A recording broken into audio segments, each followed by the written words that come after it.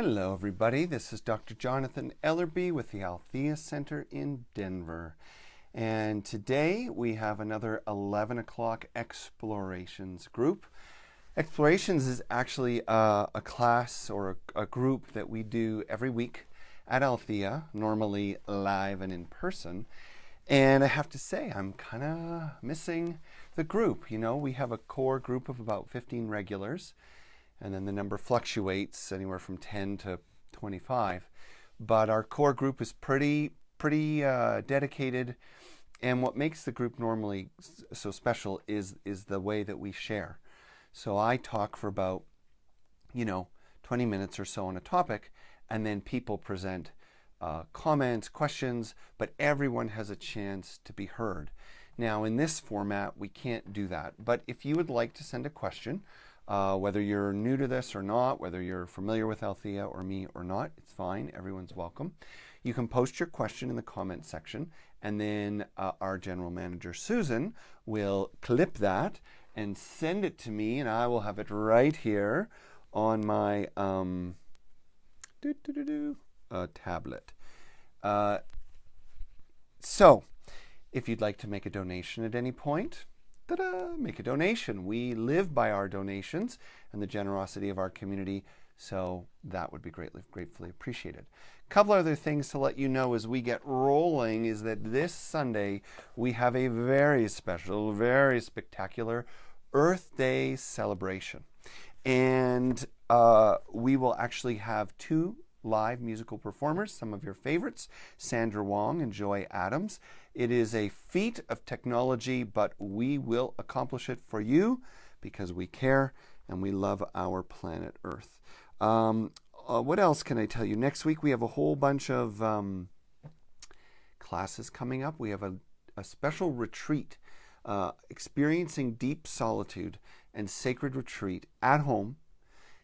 We meet first on Tuesday with an hour-long class about what does it mean to transform a time and space into a time of sacred retreat. And then on Thursday, we will start and end the day together. We did a version of this a week ago. Everybody loved it. So we're going to do it again. And probably there will be some more stuff coming up. So pay attention. What else can I tell you? I think I'm texting Susan. I think that might be it for now. Today we're going to talk about the Earth. And I actually have a new kind of way of thinking about our relationship with the Earth that you might find really interesting. It's kind of complex. There's lots to work on. You could write this all down and spend, I think, months or a lifetime evolving your experience of this perspective. So I'm really excited to get into it. I think it's all I got. I'm looking for messages from Susan to see if there's anything I've forgotten. I don't think so. So why don't we just get centered and get going? I'm going to light up a little smudge here. Take a moment to connect with the natural elements. First we have the fire. Then we have the earth, the plant medicine. I like to use cedar. Some people call it flat cedar.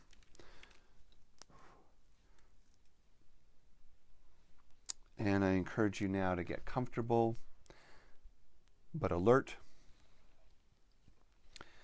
Close your eyes. Let's take a deep breath together, deeply in through the nose. Big sigh, just kind of breathing out whatever the busyness of the day or the mind is.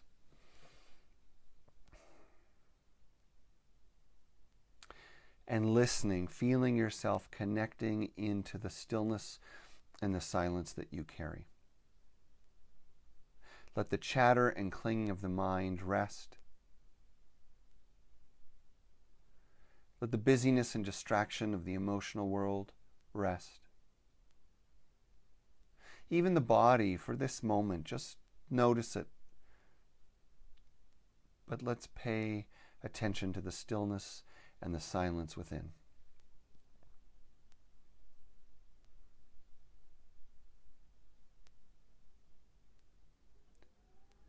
And as you connect with that silence, that still point within,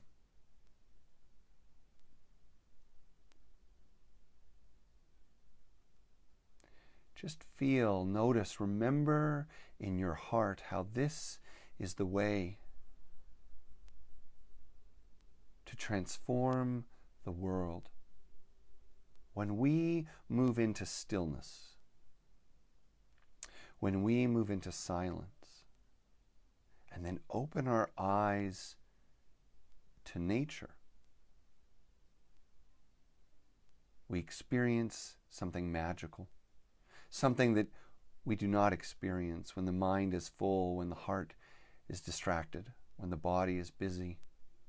When we are in relationship with the natural world, plants, animals, stones, waterways, places, from this still, silent center, we discover that everything has a voice, if only we are quiet enough to listen. From the place within that is beyond the self.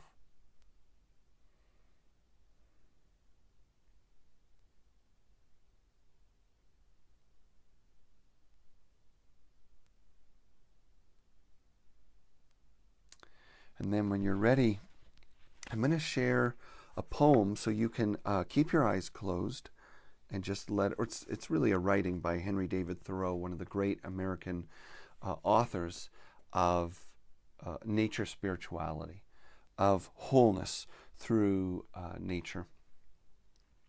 So when you're ready, you can open your eyes, or you can stay in that quiet, receptive place as we consider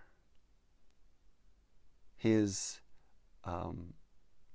it's a blessing, it's a teaching, it's an earnest request. And this comes from his famous book, Walden. We need the tonic of wilderness, to wade sometimes in marshes where the bittern and the meadowhen lurk, and hear the booming of the snipe, to smell the whispering sedge where only some wilder and more solitary fowl builds her nest, and the mink crawls with its belly close to the ground.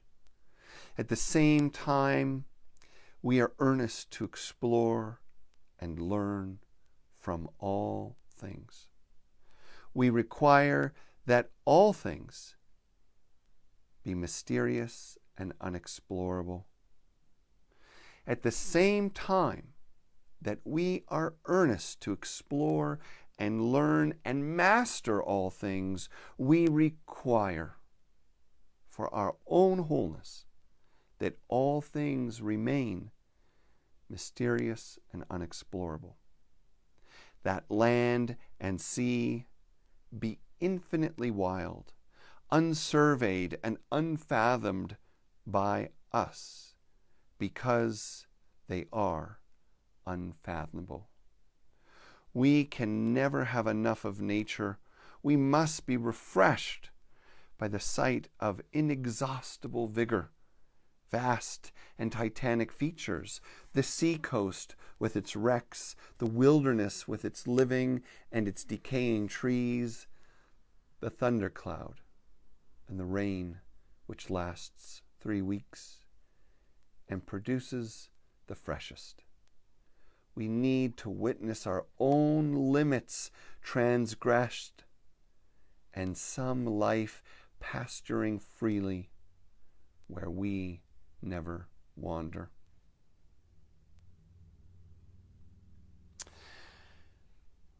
Oh, I love that guy.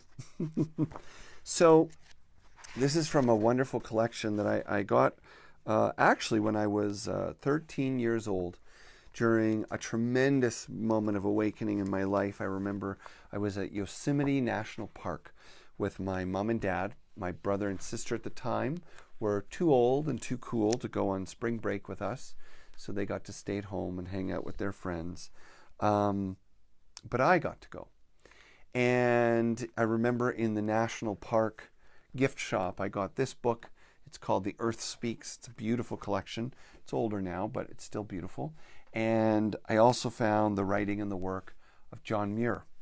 And reading that book, my boyhood and youth, and then later Stakeen and some of his other wilderness essays, I would say quite literally, directly changed my life. Gave me words and description and language for things I had only known in my heart and soul. John Muir, if you don't know, was one of the founders of the Sierra Club and was a huge, huge advocate of conservation in California decades and decades ago. John Muir was originally from Scotland, but became really an American pioneer of conservation. So, in honor of Earth Day and our upcoming Earth Day service on Sunday, the 26th, I encourage you to explore the life and work of John Muir. In fact, there's a couple of okay videos that you can get streaming about his work and the John Muir Trail, where people tried to follow his extraordinary wanderings into nature. One of the things that John Muir was famous for sharing, however, or expressing, was that nature was about more than ecology. Nature was about more than resources. Nature is our spiritual home. He used to say that going out into nature is really going in. That nature is kind of the manifest expression of the soul spread out upon the world. And that when we dive into nature, we are diving into self. When we dive into nature, we are diving into spirit. So it's from that perspective that we open our topic today, that we enter our topic today. Hopefully by now, I don't need to tell the people listening, whoever you are, wherever you are, that we are without a doubt in a moment, in an age, a stage of environmental crisis. Now, it's important to remember that when we say environmental crisis, the greatest crisis is not for the planet in the way we conventionally think about it. While it is true that forests are being depleted, the Amazon rainforest, the lungs of the planet, are being decimated at the most rapid rate they ever have been in the history of human development. The oceans being polluted and mined at a rate unparalleled and unprecedented. All these things are creating toxic and hostile environments. And we might focus our attention on all that is being lost. Creatures, species, habitats, and so on. There is no question, and we'll get to this in a moment, that that is something we must pay attention to. It's not just about debates over global warming. It's about literal, clear, obvious effects that scientists have been warning us about for a very long time now. In fact, the Union of Concerned Scientists is a great group to check out and follow as they continuously forward messages about the importance of conservation from the rigorous scientific community. But my point to bring up this despair and hostility is to say that the creature that is the most vulnerable amid all this destruction is ourselves, the human species, the human animal. We forget our absolute dependence on nature for everything. From the crystals at the very heart of your cell phone that allow it to work, to the electricity that powers your lights and your entertainment, to the clothing you wear, the foods you eat. This is all nature, my friends.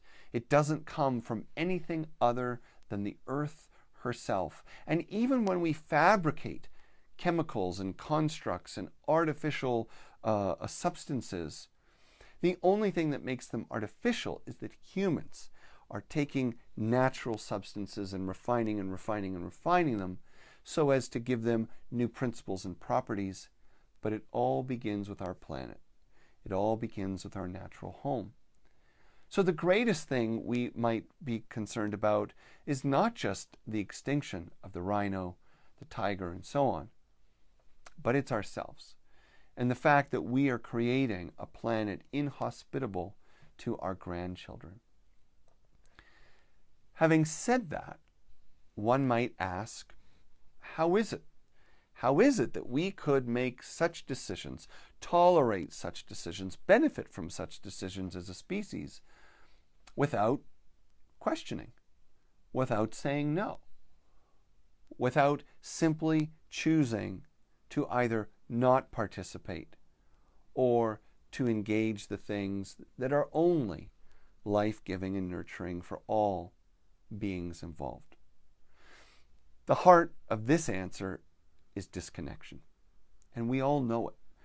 We know that the pandemic that we are facing in the world today, and even the way we're facing it, is filled with glaring examples of disconnection.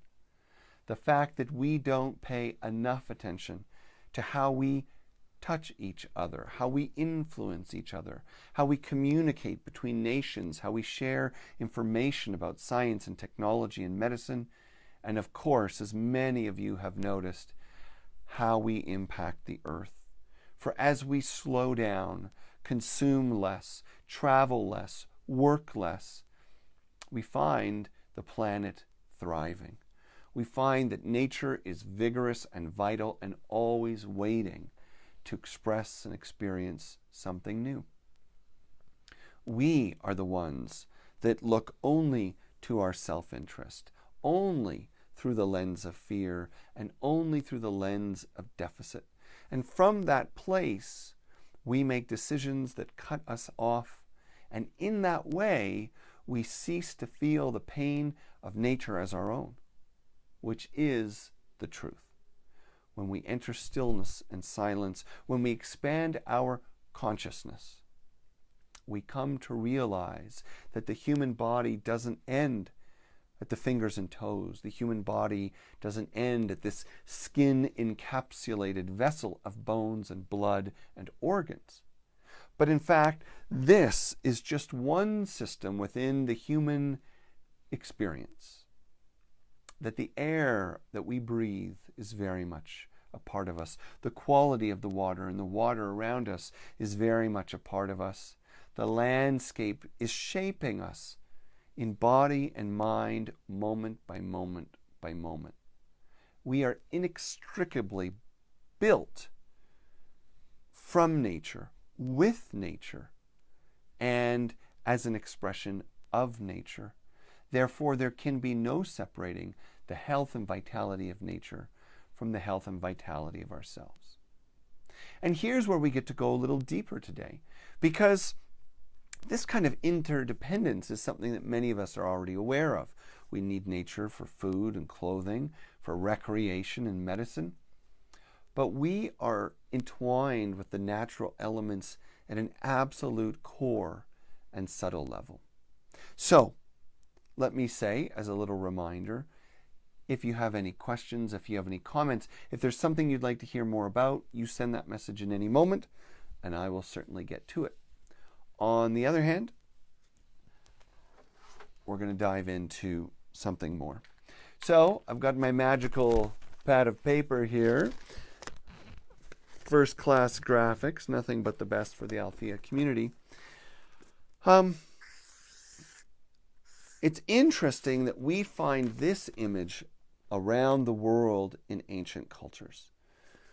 Many people have come to call this in North America the medicine wheel, but we see similar designs in Africa, in India, in Asia, right, in South America, and so on. And there is a recurring idea in the indigenous community or the earth-based traditions around the world that the number 4, however you draw it, however you conceive it, is a sacred number and helps us to understand life as it truly is. So what we find in the first peoples of the world, the first cultures of the world, and the cultures of your ancestors, is this archetype of the 4. We even find this in early Judaism, the 4 dimensions of the soul, the four paradises, and so on. We find this sacred number 4 in all traditions, not just indigenous. We also find it in the East and in other models, even scientific models and integral models today.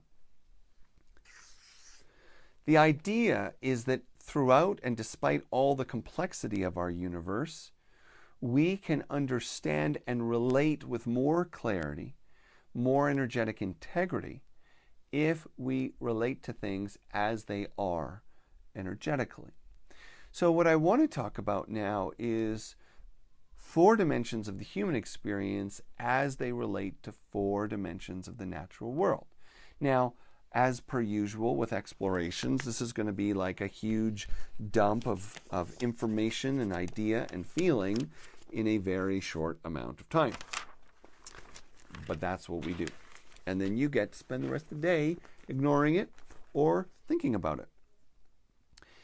So in particular, what I want to talk about is, let's do it this way. In nature, we have fire. See, I have to do these with symbols because it's backwards on Facebook.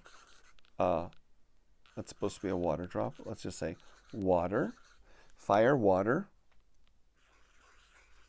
air, okay, and earth.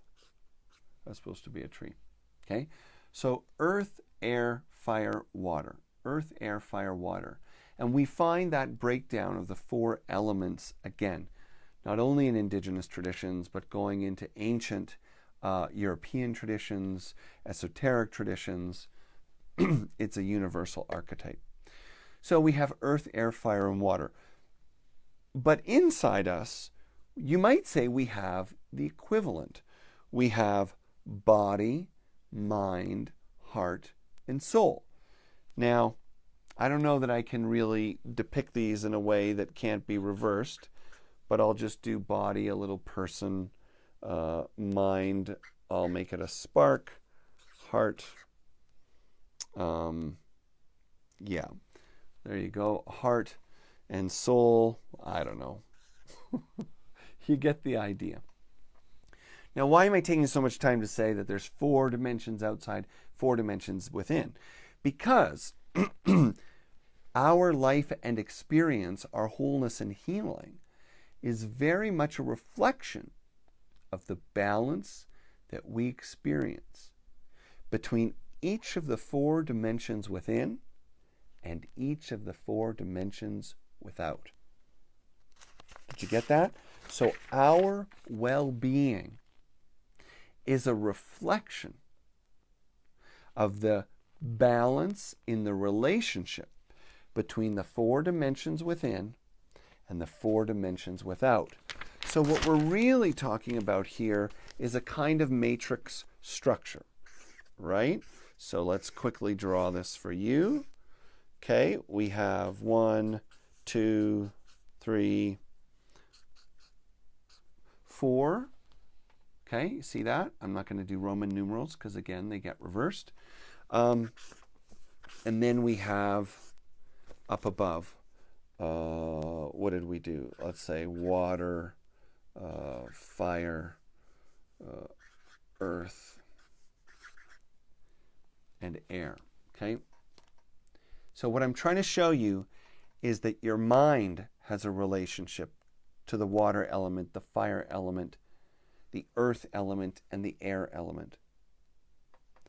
Your body has a relationship to water, fire, earth, and air. Your heart, your emotional center, water, fire, earth, and air, and same even with your soul, which is really your eternal or enduring spiritual nature, but as it's encapsulated and functioning within this life. Now, in each relationship, we can be in excess or deficiency. And what you'll notice, for some of you, you're already getting there, is that this is not dissimilar from the ancient Eastern traditions that we find in Chinese medicine and acupuncture, some of the Japanese traditions of energy medicine as well. The notion that there are elements within us. So as an example, there's the 5 elements in some systems of Chinese medicine. I always get these wrong, but earth, wood, metal, air, water. I don't know. Some of you know this. In the Indian tradition, in India, we have Ayurveda with Vata, Pitta, and Kapha. So something like earth and fire and wind.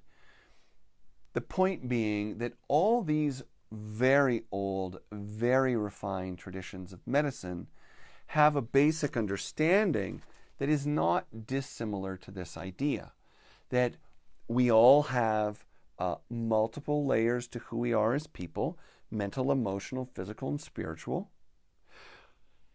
And each of those are internally and externally in relationship to the 4 fundamental elements of life. Again, some traditions have more, some have less, but I'm using the 4x4. So water, fire, earth, and air.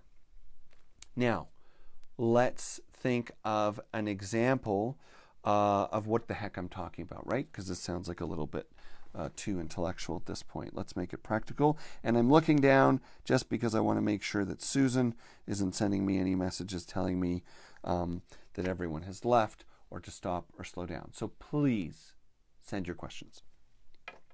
So let's look at a few examples. And the invitation is for you to write down these, this grid, this matrix, and take some time, whether it's over the course of a day, whether it's on your retreat next week, or maybe it's over the next 16 days as you examine each of these interrelationships ongoing, right? So mind with water, mind with fire, mind with earth, mind with air, and so on down the line. Now, some examples. First of all, I guess before I give you the examples, it occurs to me I should clarify what the heck I'm talking about. So the mind, of course, is the world of your thoughts and your intellect. So are your thoughts, let's say, do they have enough of the earth element? Meaning, are they structured and organized? Okay, the earth is concrete. If they're in deficiency of earth, okay, we'll go through clarifying, I guess, what those 4 categories are of self, and I'll give the examples as we go. That seems like the best way to go. So if you have an excess of earth in your mind, right, earth element in your mental field or mental space, mental dimension, mental aspect, if you have too much earth, then you are so heavily, right? Notice the words, the metaphors that'll always tell you what's really going on. You are so burdened by your structure that you will feel stuck. Now think about that. Just think about that alone. Stuck is not generally something you associate with water or fire or air. But earth, you think mud, and you think deep sand, you think heaviness. I'm feeling stuck. Now, interestingly, some of you might say, well, but wait a second, maybe I'm feeling stuck because I don't have enough structure. I would say be careful and think about it. Probably the structure you've built is emotional, right? Not willing to go beyond what you know as a rule. And because it's such a heavy rule that you're stuck to or with, then you can't access the energy of the mind in other areas. And so let's move over into fire. The fire of the mind may be low, right? High earth, low fire equals stuck. But then you start to introduce some water. Can you be flexible? Can you explore? Can you be open? Can you be fluid? And then introduce some fire. Now that's inspiration. Now, interestingly, in a mind-dominated culture, think about this. We have celebrated and fed and chased after motivational speakers for decades now. Inspirational speakers. We don't have a tradition of grounding speakers. We don't have a tradition of slowing speakers. We don't have a tradition of comforting speakers. It's inspiration. And that makes a lot of sense because there's a high craving for mental fire in a world that is dominated with mind, but unaware of its level of stuckness or complexity based on its rules. Does that make sense? So let's go through some more examples, and hopefully you'll see how it goes. Now, as we go into this, it's going to sound intellectual, but this is very much about your lived experience. So don't overthink it.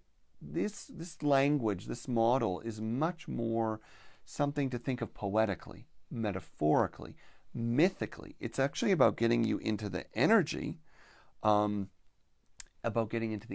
of your lived experience, so you can sense what you need more of or less of. Okay, so we go from the mind, and then let's go down, let's say, to the heart. Now, the heart, well, again, an obvious one would be a heart with an excess of fire, would be typically too much passion. Passion that looks more like anger, intensity, attack even. In the Enneagram model, I think of the number 1 or the number 8. For them, high fire in the heart realm feels normal because of their type. But for other people to feel high fire from the heart, it feels scary. Now, on the other hand, now I'm using Enneagram, and that's too much to digress into another model, but just let me quickly give you one more example. If you look at a 9 or a 7, or let's say a 2, for those of you that know about these things, these are types that are very harmony oriented. They want good relationships, feel good, people connecting, people feeling better. They'd rather everyone feels good than knows the truth at some level. So then in the heart space, they would be low fire, probably low earth, and they would be high water, right? They're wanting to soothe and comfort and nourish, okay? So those are some more examples. So we go from the mental to the emotional. And then let's go into the body, right? So what is a relationship with the body? It can have water dominance or excess or deficiency, fire excess or deficiency, earth excess or deficiency, air excess or deficiency. Well, first of all, it's interesting that so many of the ancient medical systems actually use this layer of who you are, this aspect of who you are, to even look at your body type. So they start off by looking at types that are fiery body, fluid body, solid heavy body, light and airy bodies. So my example, my interpretation of this would be if you go on an internet search or an Instagram search and you put in yoga, okay? Actually, this is probably a great example. So my wife's a yoga teacher. I've seen tons of yoga pictures. When you see people that are like literally posting pictures of themselves folded in half, right? The legs up over the head and bending around the corner and answering the door while the arm is, in the bedroom folding laundry. Like, that is a water body. And it's important to acknowledge that we're not all born with that body. I mean, people who teach that are not going to teach you how to do it. That's an absurd thing to think about. That's the way their body's built, right? There's different space in their joints, a combination of long and short fibers in the muscle. They're water bodies. Interestingly, there are now types of yoga, more acrobatic, maybe more complex and twisted, that would cater to people who admire that or want more of that element in their life because they're deficient in fluidity in the body. What about fire? What about fire in the body? Well, in the yoga world, that might be something like Ashtanga yoga, which is very athletic. There's more energy, let's say, in Ashtanga yoga. Of course, there's now thousands of types of yoga. Everyone invents their own. I'm trying to talk about things that more people would maybe know about. So, whereas you might see in a fluid yoga the movement of the legs into a pose, let's say into what they call plank pose, it's fluid and slow, so grace is critical.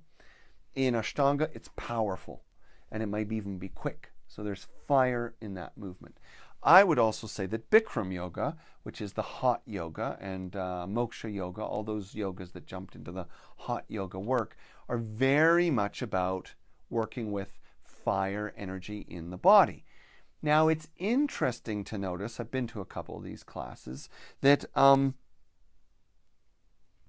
some people are taking those classes because they know they're deficient, right? They're more of an air body. They run cold. They run thin, they run wiry, right? More airy. They're very graceful, wistful, right?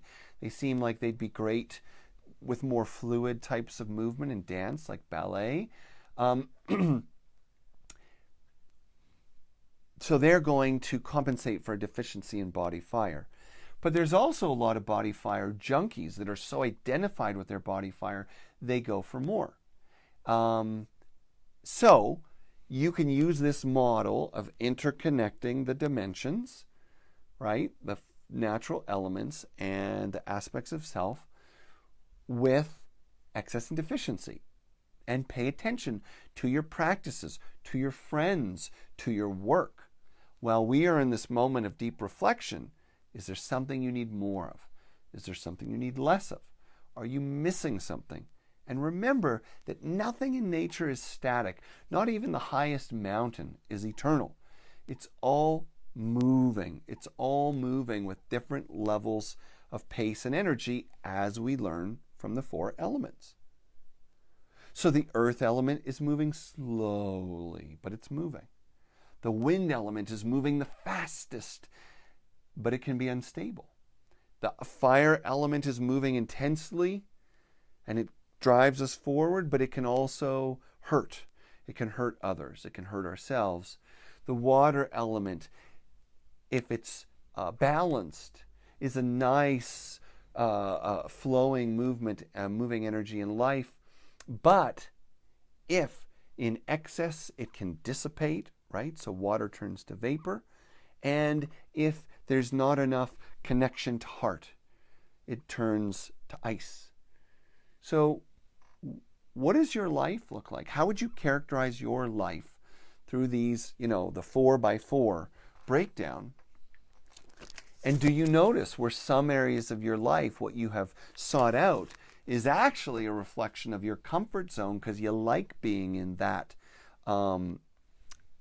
narrow, repetitive affirmation of who you are? Maybe it's a deficiency. Maybe it's an excess.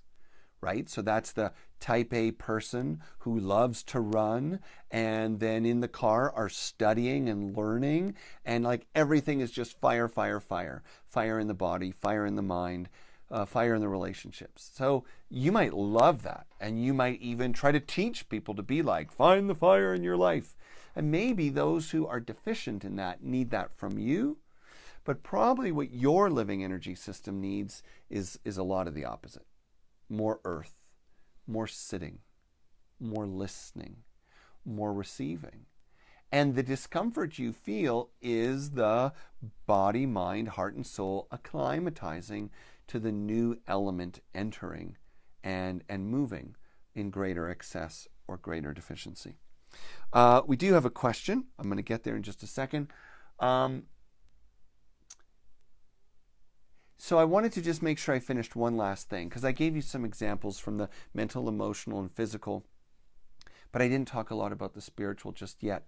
So can the spiritual life also be water, fire, earth, and air oriented? Of course it can. Now, interestingly, there are many, many, many ways that the spiritual life can reflect these things.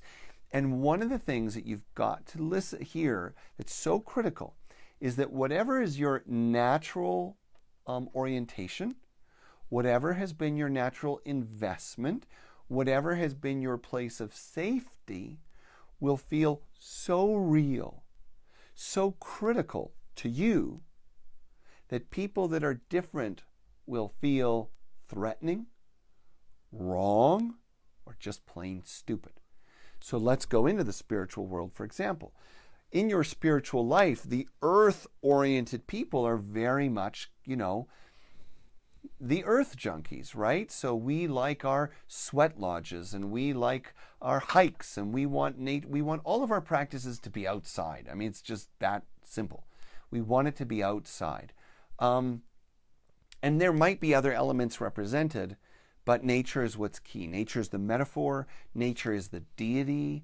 Nature spirits appeal to us. Pagans and Wiccans will certainly gravitate towards this. Indigenous people are generally oriented around this.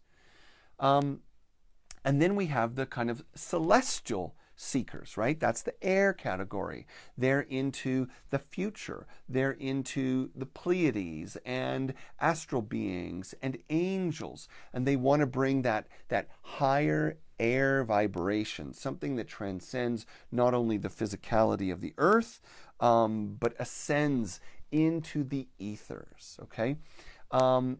Fire, interestingly, I would associate fire spirituality very often with an attitude about spirituality that tends to be evangelical, that tends to be more hierarchical, that tends to be more devotional, right? There's passion, there's force, there's a longing for someone in charge. And that, you have to remember, is not bad or wrong. If that's your orientation and that's where your soul feels comfortable, then that's important to find. But you've got to hold it in the bigger picture and know that just because your style is passionately self-focused and driven, that it's not going to be comfortable with others, with other differences. It's going to want to burn them up. And interestingly, a deficiency in the fire of your spirituality is actually not great either. There are a lot of great mystical traditions. Maybe we could associate that more with the water traditions, traditions of oneness, traditions of fluidity, traditions, oceanic traditions, traditions that emerge out of the others.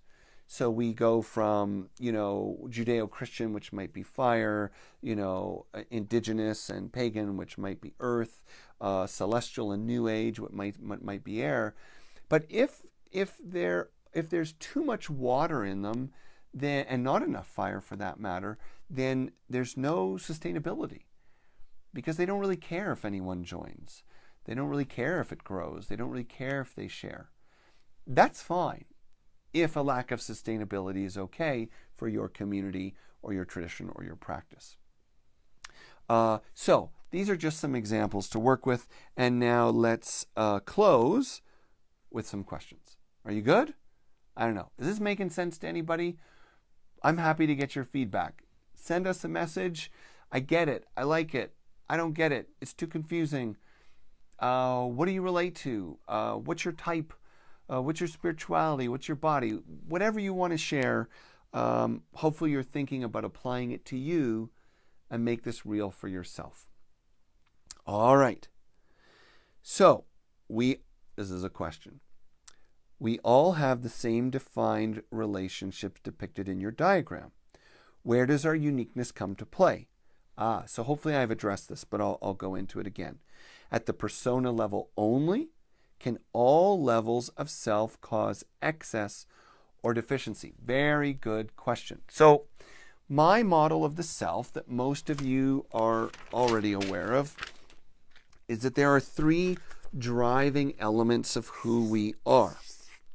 Okay, so now to the 4 and the 4, we're adding a 3. I guess this is the next book. So the innermost is the universal self. Then we have the essential self, like the true self or the soul. And then we have the conditional self. So how does this relate? That's really the question.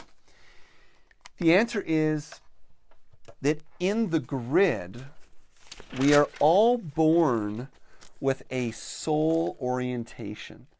So we're all born with some of these areas that, let's say, you might shade in as your dominance, right? So I'm going to see if I can quickly give you an example. Okay, here's an example.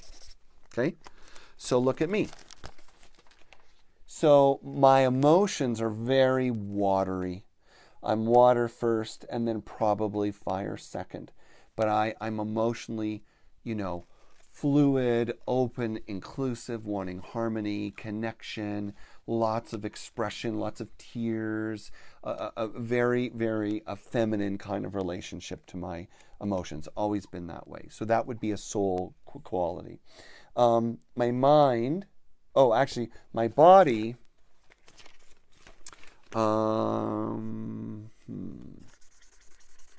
okay, my body tends to be pretty fire. So I've got, sadly my daughter is the same, but I've got a lot of energy. Like I never drank coffee, ironically, until my daughter was born, because she has more energy than me. But that just means all my life I'm an up person. I wake up happy, I'm ready to talk, I'm ready to go. I go to sleep energized, ready to go. So always energy for life, not a super sleeper. So, and then I have a lot of air in my mind, right? Just constantly moving, exploring, searching. Probably fire is second for my air as well. And then when it comes to my spiritual practice, I've always been driven by the earth. So for the person who asked the question, that would be an example of what I was born with.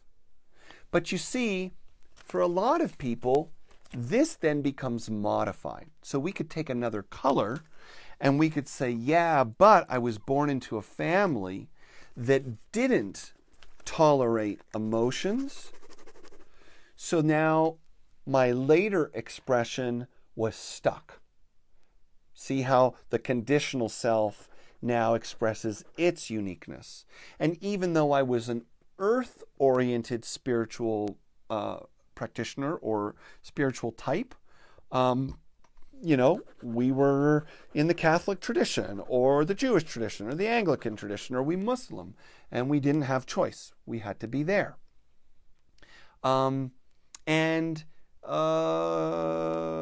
Maybe I don't know, maybe because of an accident, an injury, or even a trauma, I have treated my body as though it were stuck, let's say, than what it once was, which was fluid or fiery or more flexible. So yes, the idea is that we all have the same matrix that we are operating within, but the soul arrives with its own areas of strength, and then through life's experiences develops other areas of strength or dependence. In any of these areas, there can be excess or deficiency, and in any of these areas, there could be an excess or deficiency that is either conditional or born. So my daughter, as an example, and we're going to wrap up in just a minute. My daughter just turned 3 today. Happy birthday. But 2 days ago, beautiful sunny day, she's just got a little scooter. She went around our entire neighborhood twice with me on the scooter, and then once on foot. My son, me, her, my wife's teaching yoga at the time, walked 30 minutes, 45 minutes, all over the place. We have a wilderness space near here. And then She walked the whole neighborhood twice with my wife and ended the day running circles chasing my son, went to bed, and still slept like 10 hours and 45 minutes, which is insane for a toddler who has no naps and just completed a marathon. But that's her. So she's born with energetic excess. Now, if we don't shame her around that in life, she will learn to harness that and create balance and use it for her strength. But remember, excess and deficiency are things that we tend to become proud of or ashamed of because of cultural experience and conditioning. But the reality is, balance is what is called for in all areas, including our areas of dominance. All right. I see no more questions, and we're about finished.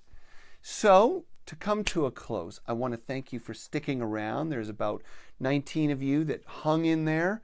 There's a lot of talking for you to just sit and absorb, and I'm very grateful. I'm sorry we can't hear and feel and see each other in this format, but I know you're there. If you don't know yet, little by little, the world is discovering that on my personal Facebook page and on my website, my new book, Spiritual Experience, is available for free. So you'll get a PDF. I'm very happy to say that Miss Joni, who is watching right now, wrote the foreword to the book. Beautifully written. She is a beautiful writer and a wonderful healer. If nothing else, what the heck? Download the book, read Joni's introduction. It's awesome. But it's a great journey around the world and through the dimensions of the self. How do we discover what it truly means to be a spirit on a human journey? I think there's a lot of fun stuff in there. So please go get it for free, no strings attached. You just put in your email and you get the book sent to you. So we have Earth Day coming up on Sunday. Don't forget about that. It's going to be amazing at Althea Online. That's Althea Center Denver on Facebook, where you are now. You can make a donation today. You can make a donation then. And we will have an amazing experience with Sandra Wong, Joy Adams. We will even have a special guest reader. I'm not even going to tell you who it is, but it's one of your favorite Althea readers. And I think it's just going to be a great, great day. And I'm going to do my best to find a way to do it outside. So that's all the time we have for today. Thank you so much for being with me. I love you all, and I hope this was interesting.